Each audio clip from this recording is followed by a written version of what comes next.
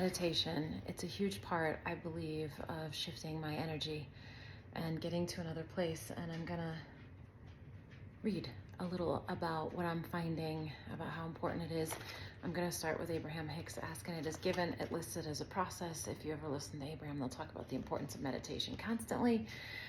But I'm gonna offer a few different sources and start though by reading this process. Number 6, meditation and why it's recommended.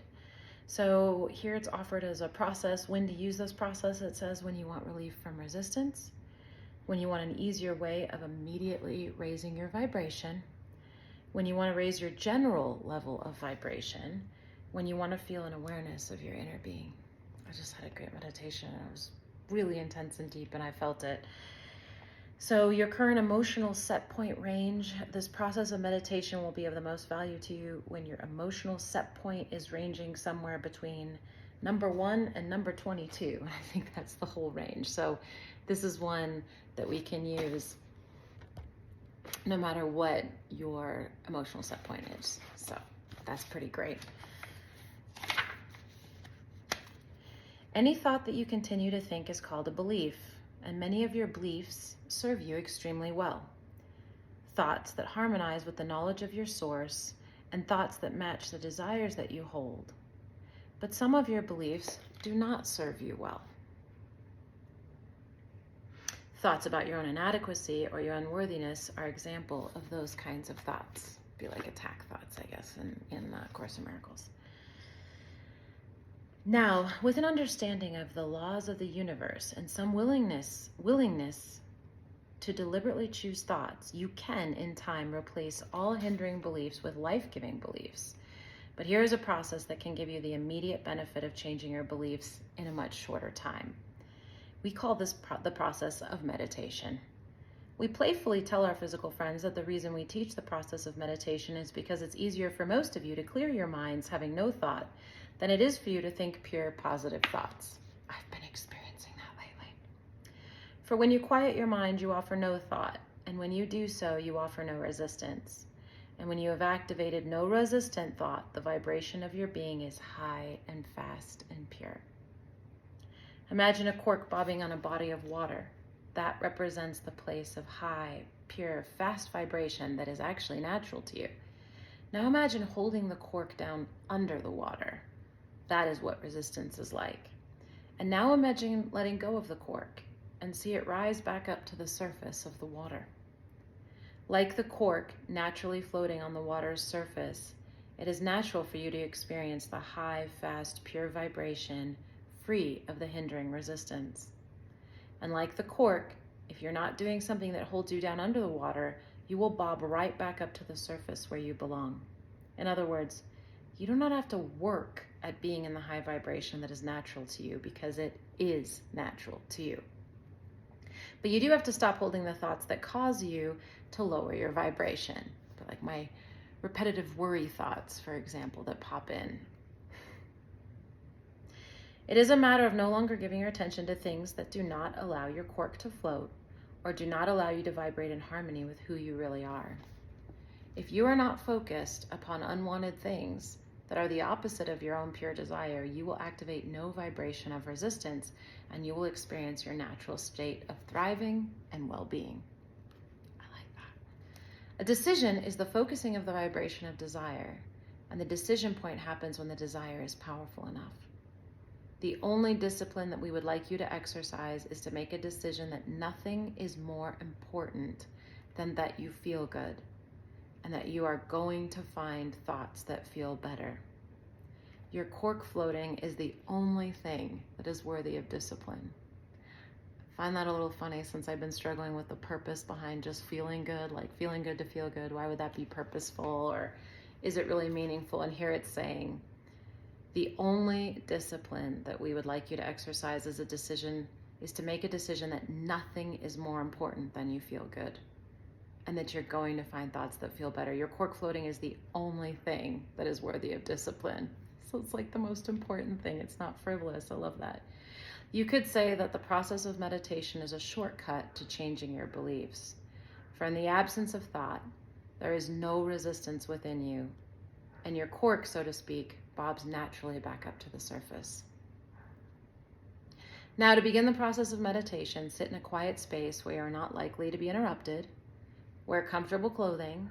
It does not matter if you sit in a chair or on the floor or even lie on your bed, unless you tend to fall asleep when doing so. Don't fall asleep.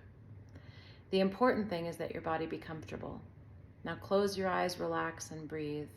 Slowly draw air into your lungs and then enjoy the comfortable release of that air. Your personal comfort here is very important. As your mind wanders, gently release any thought, or at least do not encourage it by pondering it further, and refocus upon your breathing. You are, by nature, one who wants to focus, so in the beginning, this process of meditation will feel unnatural, and you will find your mind wanting to return to things you've been focusing on previously. When that happens, relax, breathe again, and try to release the thought.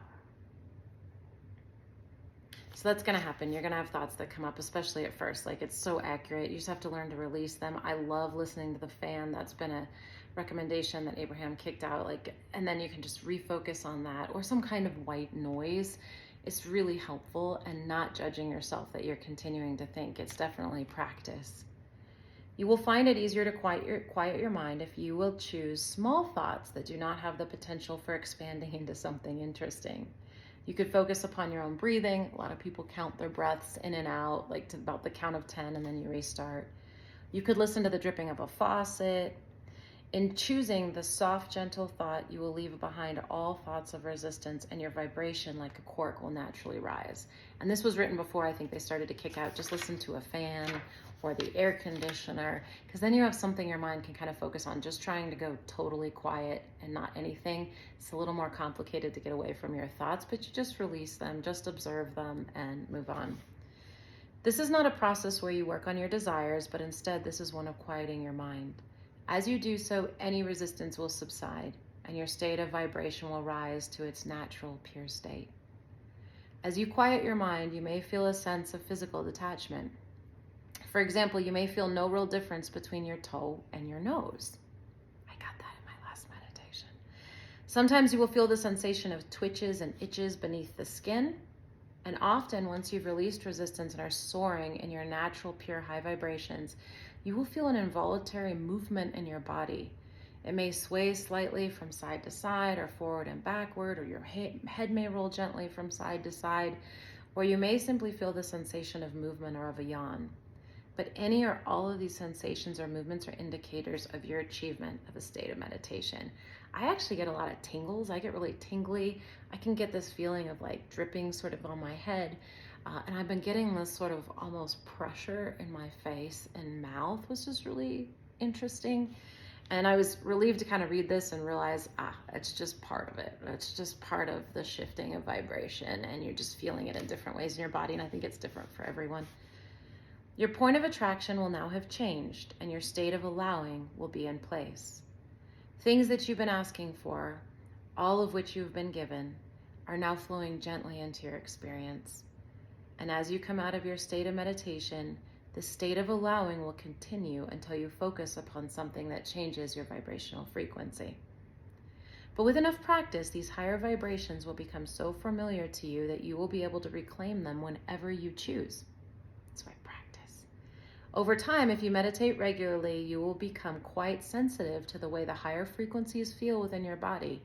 In other words, whenever you focus on anything that causes a dip in your vibration, you will now be more likely to recognize it at the early subtle stages before the dip is too significant. And you will be able to easily change your resistant thought in order to maintain your balance. And it says, Abraham, speak to us more about meditation. So he says, many teachers, and we are among them, teach meditation is a very good process for raising vibration. An effective meditation would be one that distracts you from any physical awareness that causes resistance within your vibration. For when you turn your attention away from what holds your vibration in a lower place, your vibration will naturally rise. It is like a withdrawal of consciousness, but while you are still awake. When you are asleep, you withdraw consciousness too, but when you slumber, you're not consciously aware of what it feels like to be in that higher vibration. When you're awake and in a state of meditation, you can then consciously recognize what it feels like to be in that higher vibration. And in time, you will gain a new sensitivity to your vibration so that you will immediately know whenever you're focusing on something that is causing resistance. Some people say, Abraham, is it normal for all hell to break loose in someone's life when they begin the meditation process? And we say yes, because you are bringing yourself to a place of heightened sensitivity so that your formerly achieved patterns of lower vibration are now less comfortable to you. Then it says some other ways to raise your vibration. Now, there are other ways of raising your vibration than meditation, such as listening to music that makes your heart sing, jogging in a beautiful place, petting your cat, walking your dog, and so on. Makes sense why we feel drawn to those things. These are just some of the many pleasant activities that cause a release of resistance and a rise in vibration. Often you're in your highest state of connection to source energy while you are driving your vehicle. I find that hilarious because I always love to go for drives and like rock out to music. I feel it, and I didn't know why I always wanted to go for drives. That is the reason why there are relatively so few traffic accidents. The rhythm of the road, the distraction from what has been bothering you, and the idea of going someplace new often causes you to leave behind thoughts of things that have been bothering you. Your goal is to release any thought that causes resistance so that you are then in a place of pure positive thought.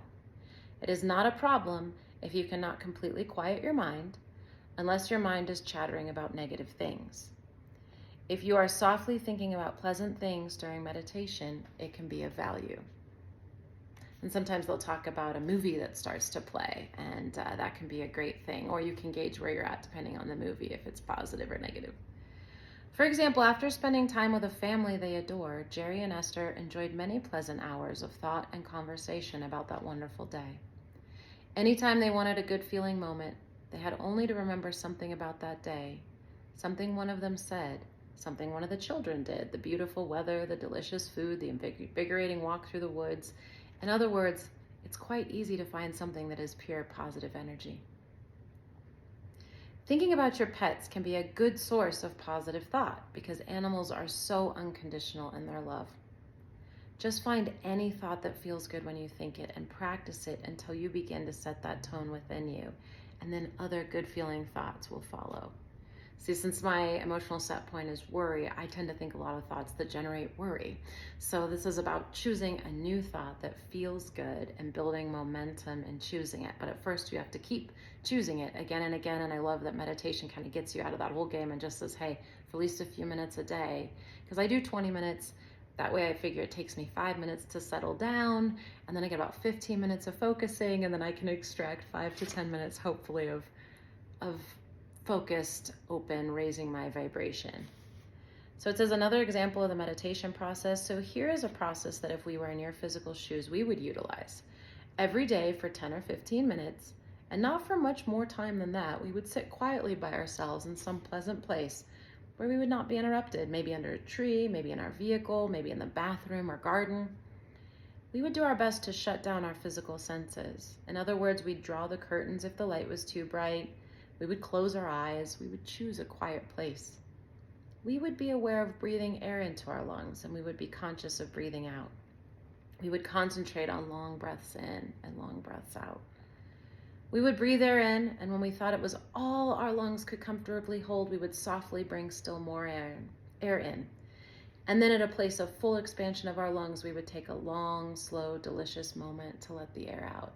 And then you can stop and hold it out too. That's actually box breathing, which has been proven to really be powerful for your parasympathetic nervous system.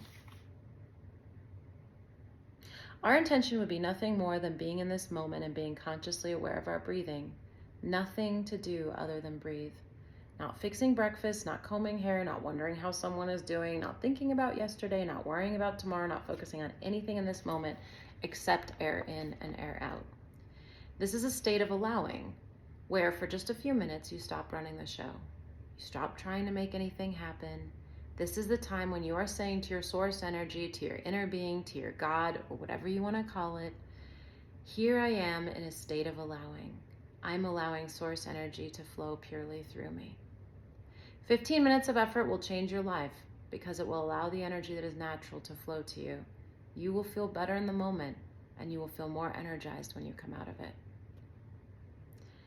It says, can 15 minutes make that much difference? A big benefit that you will notice right away is that things you've been wanting will begin showing up. Now, why is this? After all, you might say, Abraham, I didn't sit and intend. I didn't sit and set goals. I didn't sit and clarify what I want. I didn't tell the universe what I wanted. Why does 15 minutes of just being set those kinds of things in motion? Because you've already been asking. And now, during your time of meditation, you have stopped the resistance that's been holding it away. Because of your practiced meditation, you are now allowing your desires to flow into your experience. You cannot be part of this physical environment without endless desires being born within you. And as these desires are being born within you, the universe is answering them. And now, because of 15 minutes of allowing, whether you were petting the cat, practicing your breathing, listening to a waterfall or soothing music, or want a rampage of appreciation, for that time of allowing, you established a vibration that no longer caused resistance to the things you've been asking for. Well, Abraham, if I've been really negative for 50 years, is it going to take me 50 years to turn it around? No, 15 minutes ought to do it. That's great news, isn't it? In 15 minutes, I can undo all of the disallowing that I've learned to do. In 15 minutes, you can allow. You do not have to undo anything. Whew. Well, what if I've really developed major habits of negativity? Is 15 minutes really going to change that? Probably not. But the next time you go to one of those negative thoughts, you're going to be more aware of it. Your guidance system is going to be stimulated so that you will be aware, probably for the first time in your life, of what you're doing with your non-physical energy. This is so important because everything that happens to you and everything that happens to everyone you know occurs because of the energy that you are summoning and allowing or not allowing. Everything is about that relationship with energy. Everyone you know who is having every experience that you know is having it because of the focused desire that their life has brought to them and the state of allowing or resisting that they're in at any moment. It says, what could I accomplish in 30 days? Ironic. Do you know that you could have every deadly disease known to man, and some of them they haven't even figured out yet, in your body right now, and tomorrow they could all be gone if from one day to the next, you learned how to allow the energy to flow. That's powerful. We are really not encouraging those kinds of quantum leaps. They're a little uncomfortable. What we are really encouraging is that every day you be selfish enough to say nothing is more important than that I feel good, and I'm going to find ways to do so today. I'm going to begin my day by meditating and bringing myself into alignment with my source energy. And as I move through the day, I'm going to look for opportunities to appreciate so that all day long I'll bring myself back into source energy. If there's an opportunity to praise, I'm going to praise. If there's an opportunity to criticize, I'm going to keep my mouth shut and try to meditate. If I feel like criticizing, I'll say, here, kitty, kitty, and I'll pet my cat till that feeling goes away. Within 30 days of mild effort, you can go from being one of the most resistant people on the planet to one of the least resistant people on the planet. 30 days. And then those who are watching you will be amazed by the number of manifestations that begin to occur in your physical experience. We sort of see you from an aerial view, and it is like you're standing on one side of a closed door, and on the other side are all the things that you've been wanting, just leaning up against the door, waiting for you to open it. They've been there from the first moment you asked for them. Your lovers, your perfect bodies, your ideal jobs, all the money that you could ever imagine, all the things that you have ever wanted. Things little and things big, things that you would call extraordinary and significant, and things that you would call not very significant.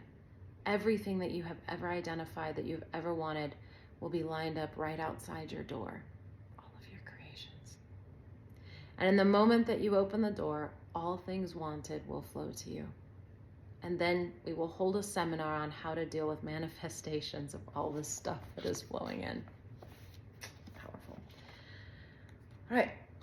So that is process 6, meditation, the breakdown of why it is so important in the philosophy of Abraham.